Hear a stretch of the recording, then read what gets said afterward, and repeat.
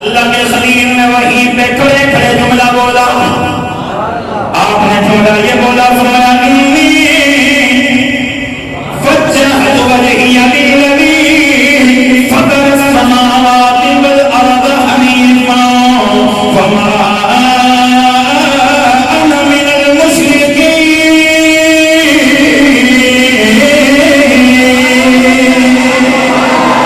بے شک میں نے اپنا چہرہ پھیر لیا اس ذات کی طرف جو زمین و آسمان کا مالک ہے. اللہ کے خلیل نے آغاز ہی اللہ کی توحید سے فرمائی اور سب سے پہلے آپ نے تبلیغ کا کام کہاں سے کیا؟ گھر سے شروع فرمایا. آپ کا چچا اس کا نام ہے آذر. آذر یہ بت گھر تھا, اپنے ہاتھوں سے بت بناتا تھا اور بڑا کاریگر تھا. اس کے بت بنے ہوئے لوگ خریدتے تھے اور بڑے مہنگے مہنگے داموں اس کے ہاتھ کے بنے ہوئے بت فروخت ہوتے ہیں. حضرت ابراہیم علیہ السلام کو بلایا اور میں ایک چیز یہاں پہ 2 منٹ کے اندر آپ کو بتا دیتا ہوں یہ تاکہ یہ بات بھی کلیئر ہو جائے. بعض لوگ کہتے ہیں کہ یہ جو آذر تھا نا یہ حضرت ابراہیم کا والد تھا اور آذر جو بتگر تھا پکا مشرک اور کافر تھا تو حضرت ابراہیم کا والد کہا گیا. میرا بھائی یہ کیسے ہو سکتا ہے اللہ کا پاک نبی ہو اور نبی کا والد مشرک ہو؟ یہ کیسے ہو سکتا ہے؟ کیسے ہو سکتا ہے؟ سید کا باپ کبھی کافر نہیں ہوگا, سید کبھی کافر نہیں ہوتا. لیکن میں یہاں ایک اور دلیل آپ کو لینا چاہوں گا. قرآن کریم میں اللہ کریم نے فرمایا وَإِذْ قَالَ إِبْرَاهِيمُ لِأَبِيهِ آزَرَ أَتَتَّخِذُ أَصْنَامًا آلِهَةً إِنِّي أَرَاكَ وَقَوْمَكَ فِي ضَلَالٍ مُبِينٍ. فرمایا معبود یاد کرو جب ابراہیم نے اپنے اب آذر سے فرمایا یہاں کہا گیا کہ دیکھیں یہ جو اب کا لفظ ہے یہ باپ کے لیے بولا جاتا ہے. اور یہاں میں ایک چیز آپ کے لیے عرض کر دیتا ہوں. حضرت اسماعیل اور حضرت یعقوب علیہ السلام کا جو ذکر قرآن میں ہوا, قرآن میں اللہ تعالیٰ فرماتا ہے نعبد الہک و الہ آبائک ابراہیم و اسماعیل و اسحاق الہ واحد. جہاں حضرت اسماعیل علیہ السلام کو حضرت یعقوب علیہ السلام کے آبا میں ذکر کیا گیا. بڑے غور سے سنیے گا. یہ یاد رکھیے کہ عرب کا ایک طریقہ ہے کہ وہ اپنے چچا کو بھی باپ کا درجہ دیتے ہیں, وہ اپنے چچا کو بھی باپ کہہ کے پکارتے ہیں. تو اس طرح قرآن میں حضرت اسماعیل کو حضرت یعقوب علیہ السلام کے آبا میں ذکر کیا گیا, والد کے لفظ سے ذکر کیا گیا. جب یہ بات حدیث پاک میں موجود ہے کہ حضرت اسماعیل علیہ السلام حضرت یعقوب کے چچا ہیں. حضرت اسماعیل علیہ السلام حضرت یعقوب علیہ السلام کے چچا ہیں. اگلی بات حدیث پاک کے اندر موجود ہے اور یہ حدیث مسلم کے اندر بھی موجود ہے اور ترمذی میں 2 جگہ پہ موجود ہے. عبداللہ علیہ السلام نے حضرت عباس رضی اللہ تعالیٰ عنہ اور حضرت عباس میرے نبی کے کیا رکھتے ہیں جنہیں پتہ وہ بولے چچا. اس میں کوئی دوسری رائے نہیں ہے کہ حضرت عباس حضور کے چچا ہیں. تو حضور نے حضرت عباس کو جب مخاطب فرمایا ردوا علی ابی, اے میرے باپ, اے میرے والد عباس. کیا باپ کہنے سے چچا باپ بن جاتا ہے؟ یار اسی طور پر آپ بھی تو دیکھیں اس ہمارے ملک کے اندر بھی کئی بندے اس طرح کے بچے ہیں وہ کہتے ہیں جناب بڑے ابو چھوٹے ابو.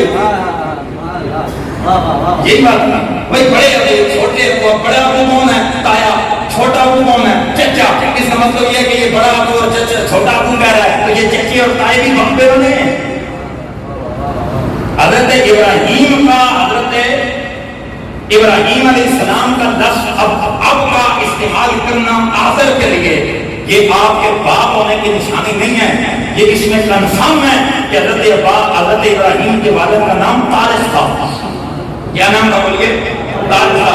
اگلی بات سنیں, تفسیر صحابی علیہ جلالین کے اندر موجود ہے کہ سرکار مدینہ صلی اللہ علیہ وسلم نے ارشاد فرمایا کہ حضرت ابراہیم علیہ السلام کے والد کا نام طارق تھا اور جو دین فطرت پہ فوت ہوئے تھے.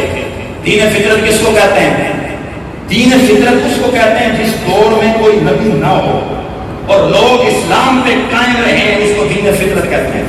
تو آپ کے والد کا نام طارق تھا جو دین فطرت پہ وصال فرما چکے تھے اور بچپن میں حضرت ابراہیم علیہ السلام جو کہ یتیم ہو گئے تھے، چچا نے ان کو پالا تو آپ اپنے چچا کو اب کہتے تھے۔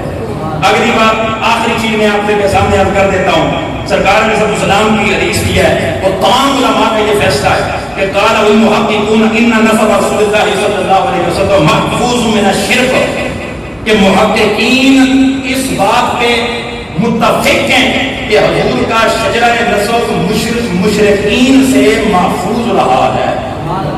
حضور کا نور کسی بھی مشرک کی پشت میں، سارے بولو حضور کا نور کسی مشرک کی پشت میں نہیں آیا۔ اور اس نے بالیقین حضرت ابراہیم علیہ السلام میرے نبی کے والدین میں سے ہیں، میرے نبی کے دادا لگتے ہیں، تو آپ خود سمجھ سکتے ہیں کہ جب ابراہیم کی پشت میں میرے نبی کا نور آیا تو کیا اللہ نے نور جناب ابراہیم کے والد اگر آدر ہے تو کافر کی پشت میں رکھا تھا؟ قرآن کی دوسری دلیل اس پہ الحمدللہ 30 دلیلیں ہیں، لیکن میں صرف آپ کو سمجھانے کے لیے تو 3 عرض کر رہا ہوں۔ قرآن میں اللہ تعالیٰ حضور کو فرمایا الذی یراک حین تقوم وتقلبک فی الساجدین، فرمایا محبوب و ذات آپ پہ نگاہ کرم رکھی ہوئی تھی، کب؟ جب آپ سجدہ کرنے والوں میں منتقل ہو رہے تھے، آپ سجدہ کرنے والوں میں پھر رہے تھے۔ اور اس میں یہ کوئی شک نہیں ہے کہ اللہ کسی مشرک کے پشت میں نور محمد کو کبھی بھی نہیں رکھ سکتا۔ اگلی بات، آخری بات پھر میں اپنے موضوع کو آپ کے لیے کر لیتا ہوں، کافر کے لیے دعائے مغفرت ہو سکتی ہے؟ سارے بتائیں۔ قرآن میں اللہ نے واضح فرمایا محبوب ان کافروں کے لیے تم نے دعائے مغفرت نہیں کرنی۔ تو یہ اصول صرف میرے اور آپ کے لیے نہیں ہے، یہ 14 صدیاں پہلے ہر نبی کے لیے بھی تھا، ہر نبی کی امت کے لیے بھی تھا۔ تو اب حضرت ابراہیم کے والد اگر مسلمان نہیں تھے تو رب کا خلیل کعبہ بنا کے دعا کیوں کر رہا ہے؟ ربنا اغفر لی ولوالدی۔ اگر کسی مولوی میں علم کا بخار کسی مولوی کو ہو تو میری ان دلیلوں کو کر کے نہیں، کر میری دلیلوں کے جلا، کر اس کو چیلنج، کل رات میں پھر تجھے بتاؤں گا کہ اگر کافر کے لیے دعائے مغفرت جائز ہے تو پھر نکال کے دے قرآن و حدیث سے، اور تم چیخ چیخ کے کہتے ہو کہ کافر کے لیے دعا نہیں ہے، کافر کے لیے کوئی مغفرت نہیں ہے۔ اگر ابراہیم کے والد کو کافر معاذ اللہ کہتے ہو، ابراہیم کے والد کو مسلمان نہیں مانتے ہو، پھر بتاؤ مجھے قرآن میں ابراہیم نے کون سے والد کے لیے دعا فرمائی ہے، کس کے لیے دعا فرمائی ہے؟ مجھے اور تجھے یہاں مسجد میں بیٹھ کر مولوی منع کرتا ہے کہ تو نے کافر کے لیے دعا نہیں کرنی۔ اگر مسجد میں بیٹھ کے کافر کے لیے دعا نہیں ہے تو مجھے بتا ابراہیم کعبہ اللہ میں کھڑا ہو کر کس کے لیے دعا کر رہا تھا؟ اس کا مطلب یہ ہے کہ ابراہیم کے والدین پکے